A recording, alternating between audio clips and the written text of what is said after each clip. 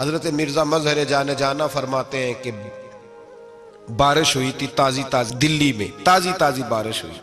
एक बाबा लकड़ी के जूते पहने खड़ा हो, अल्लाहू अल्लाहू अल्लाहू, असी किसी दे कुछ भी नहीं लगते, ना कोई साडा दर्दी। बाबा मस्त होके जा रहा, अल्लाहू अल्लाहू करता जा रहा। एक तवाइफ अपने कोठे से उतर के तो सीढ़ियों पे बैठी थी, साथ उसका यार भी बैठा था। बाबा अपनी मस्ती में जा रहा, तो बाबा जी के पैरों से कुछ मिट्टी उड़ी तो उस औरत के कपड़ों पे पड़ गई। परवाह ही नहीं, बुजुर्ग गुजर रहे। वो यार उसका दौड़ा हुआ आया, उसने आकर थप्पड़ मारा। का ख्याल नहीं सारे उसके कपड़े आलूदा कर दिए, तू किधर, तेरा दिमाग नहीं ठीक। बाबे ने नजर उठाई, का बेटे मैंने देखा नहीं, चल अल्लाह तेरा भला करे, तूने बदला ले लिया। बाबा जी चुप करके, वइज़ा ख़ातबहुमुल जाहिलून क़ालू सलामा, चुप करके गुजर गए। ठंड का मौसम था, बारिश ताज़ा हुई थी, हलवाई दूध काढ़ रहा था। उसने बिठाया बाबा जी को फट्टे पे, प्याला पकड़ा, दौड़ के आगे बढ़ा। बुजुर्ग आ गए, आइए बैठिए। दूध का गरम गरम प्याला शक्कर डाल के दिया। बाबा जी ने दूध पिया, फिर नजर झुकी, फिर रंग बदला। कहने लगे मालिक तू कितना बेनियाज है, कहीं थप्पड़ मरवाता है, कहीं दूध पिलाता है। तेरी बेनियाजी है ना, उधर थप्पड़ मरवाया, यहाँ दूध पिलाया, तू ही जानता है तेरे रंग क्या है। अभी बाबा वहीं बैठा था, दौड़े आए पीछे से लोग, शोर हुआ। बाबे को दबोच के वहां ले गए जहां उस नौजवान ने थप्पड़ मारा था। कहा तू अल्लाह का बंदा है, अल्लाह के बंदे बद्दुआ तो नहीं देते। हुआ क्या? कहा तूने बद्दुआ दी है? कहा नहीं दी, बात बताओ।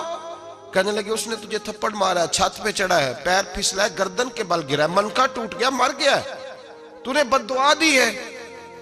बाबा जी कहने लगे यार मैंने तो दूसरा लफ्ज भी नहीं कहा, भला हो कह के गुजरा हूं, मैंने नहीं बद्दुआ दी।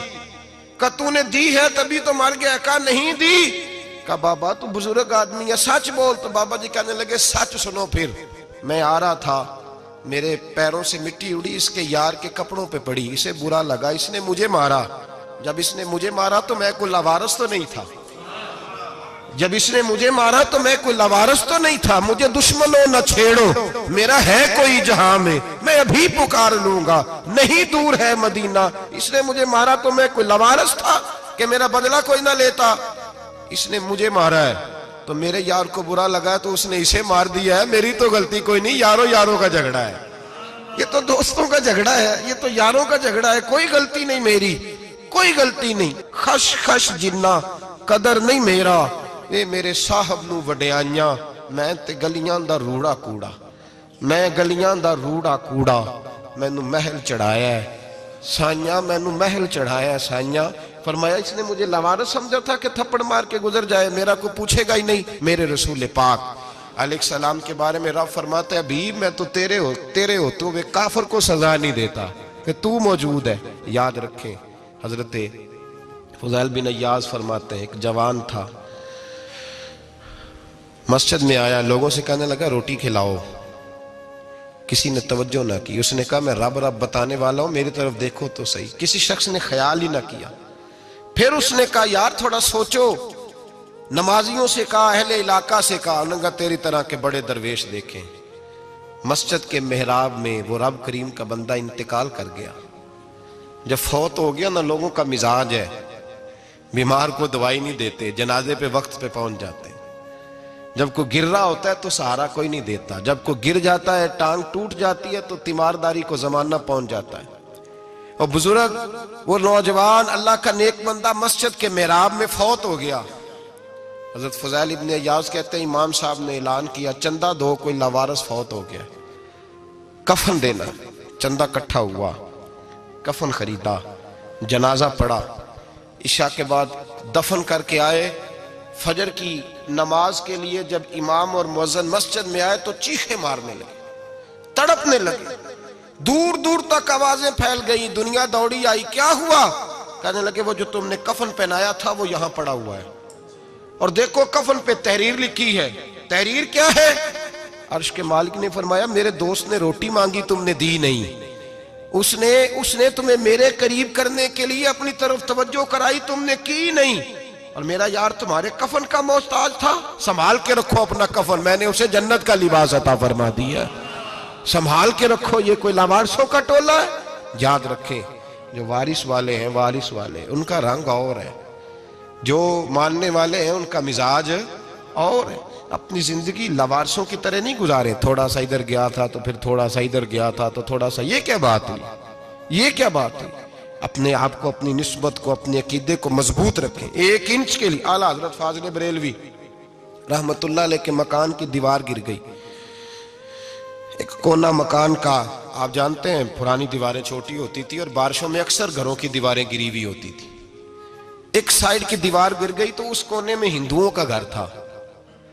अब मिस्त्री साहब रात को आए, उनसे बात हुई तो कहने लगे सवेरे काम शुरू करूंगा।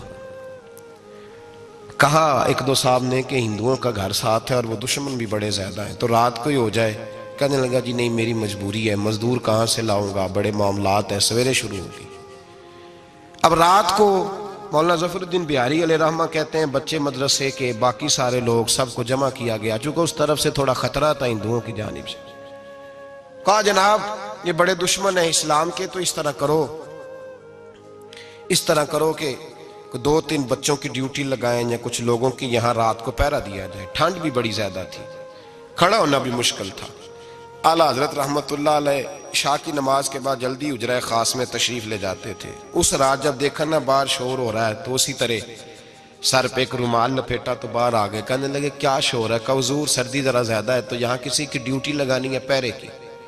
2 मिनट खामोश रहे, फिर फरमाने लगे कोई जरूरत नहीं, जाओ सो जाओ सारे जाके, कोई जरूरत नहीं, जाओ अपने अपने घरों को, कोई आदत नहीं, पहुंच जाओ। कहा हुजूर मेहरबानी करे, वो तय होने लगा था। फरमाया मेरी वजह से क्यों कोई सारी रात बेदार रहे, जाओ तुम्हें कहा ना आराम करो। लोग सो गए।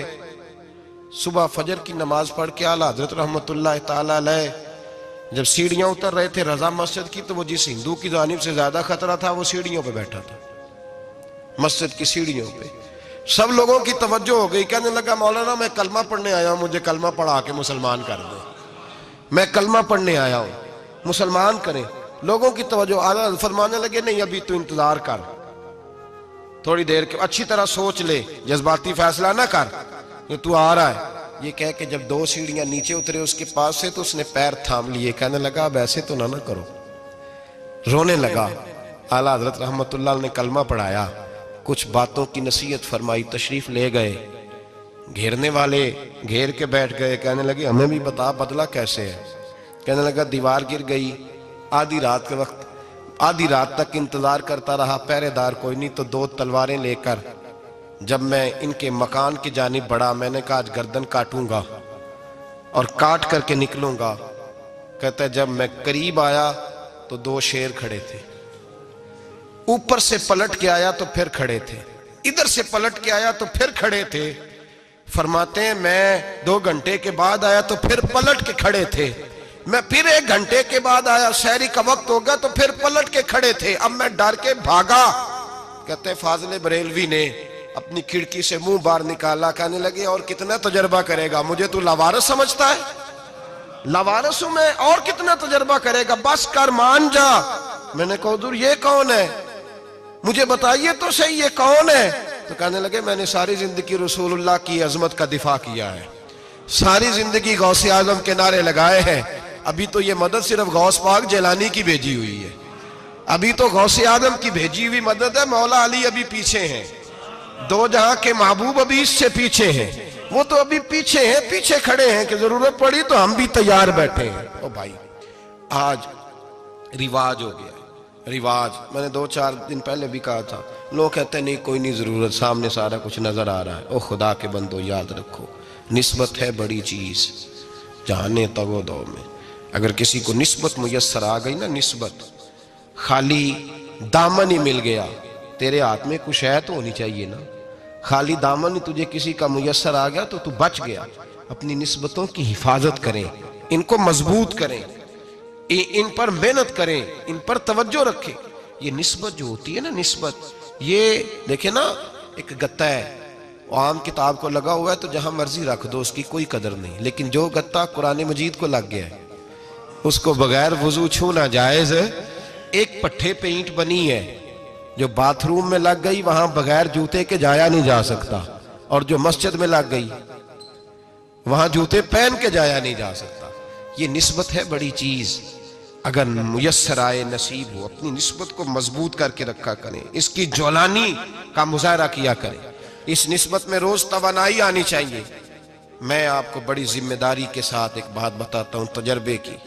हमें जितना किसी ने आके कहा है ना निस्बत के खिलाफ, हमारी निस्बत उससे ज्यादा मजबूत हुई है। हमें जितना किसी ने आके कहा है ना जी आपको क्या मिला, आपको क्या मिला, तो हमने उतना कहा यार जैसे जैसे तो कहता जाता है हमारी तो निस्बत में इजाफा होता जाता है, हमारा तो मिजाज बदलता जाता है। रोज एक नया पर्दा खुलता है, रोज एक नया रंग वाजे होता है, रोज एक नई तवानाई। अभी थोड़े दिन की बात है, एक मौलाना शरफुद्दीन साहब है, मुफ्ती साहब, मेरे हजरत साहब के मुरीद हुए। मुफ्ती थे, आलिम आदमी थे, सरकार ताजु शरिया। हमारे शेख से बैत की। अब हमारे हजरत साहब का इस वक्त हाल वही है, वराई तन्ना सयदखुलून फी दीनिल्लाहि अफवाजा। अब फौजों की फौजें लोग आते हैं।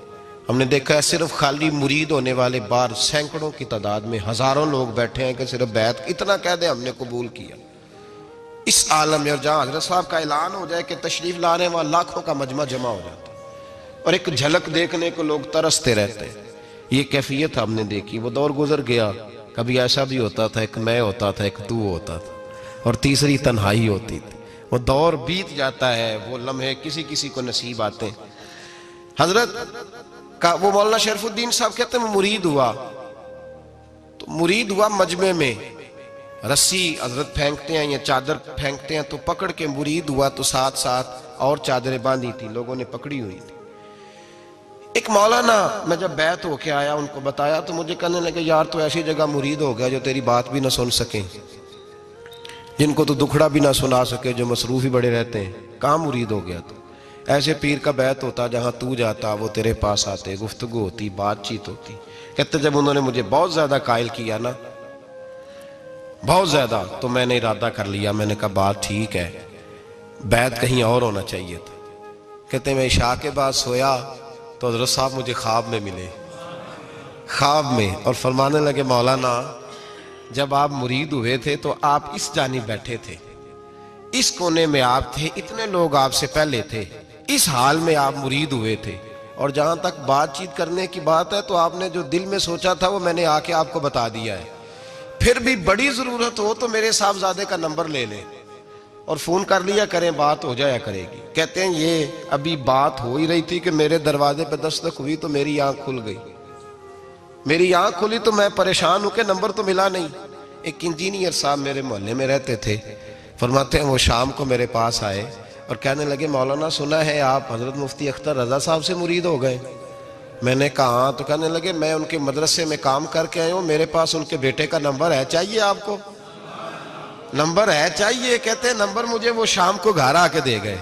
अब जब मैं आस्ताना नूर पे बरेली शरीफ मिलने के लिए हाजिर हुआ तो मेरे दिल में ख्याल आया, जब मैं अंदर गया ना तो मेरे दिल में ख्याल आया हुजूर ख्वाब जो आई थी, इतनी भी जल्दी क्या है, जरा ठहर जाइए, आप मिले जो थे तो साहब नंबर भी दे ही जाते। मेरे दिल में ख्याल आया तो अस्सलाम वालेकुम के बाद हजरत कहने लगे मौलाना मुझे तो जल्दी कोई नहीं थी, आपके दरवाजे पे दस्तक हो गई थी, मुझे तो कोई जल्दी नहीं थी, आपका दरवाजा बजने लगा था, मुझे तो जल्दी कोई नहीं थी लौटने की। हर मुश्किल दी कुंजी यारो हाथ मर्दां दे आई, और मर्द नजर करे जिस वेले मुश्किल रहे ना काई। बस लोगों ये याद रखो और इस पे अमल करो, अपनी निस्बतों को मजबूत करें। हमारा तो जैसे दिन का उजाला चमकता है ना, चमकता है दिल का उजाला, जैसे नया दिन चढ़ता है हमारे लिए तो एक नई रोशनी लेके आता है। अपने आप को बेदार रखें। सूरज अगर बाहर पूरा निकल आए ना तो जो आदमी आंखें जोर से बंद कर ले उसे कोई शय नजर नहीं आती। पूरा सूरज निकला हुआ भी हो, सूरज उसे नजर आएगा जिसकी अपनी आंखें भी खुली होंगी। तो आंखें ही नहीं खोल रहे, तो आंखें ही नहीं खोल रहे, आंखें, ये शिकवा आंखें ना खोलने का है, आंखें ही नहीं खोल रहे तो सूरज कैसे नजर आएगा। बात जरा सख्त है पर चलो आप मेरे अजीज हैं, कर जाता हूँ। मुल्ला रूमी रहमतुल्लाह ताला अलैह फरमाते मुझसे एक शख्स ने कहा कि नबी पाक सल्लल्लाहु ताला अलैहि वसल्लम अगर सिराजम मुनीरा है तो नजर क्यों नहीं आते? तो मैंने कहा उल्लू अगर आंखें बंद कर ले तो उसे कोई शय नजर नहीं आती, आंखें बंद कर ले तो उसे कोई शय नजर, तो आंखें तो खोलना, आंखें खोल। यहाँ मैं अपने कमरे में यूं पर्दा आगे करके लाइट बंद करके बाहर शोर मचाऊं, सूरज कोई नहीं, सूरज कोई नहीं, तो मुझे कोई बंदा कहेगा पागल है, इस तरह कर, बाहर निकल, इधर आ तुझे दिखाऊं सूरज है कि नहीं, तेरी तो अपनी आंखें बंद है।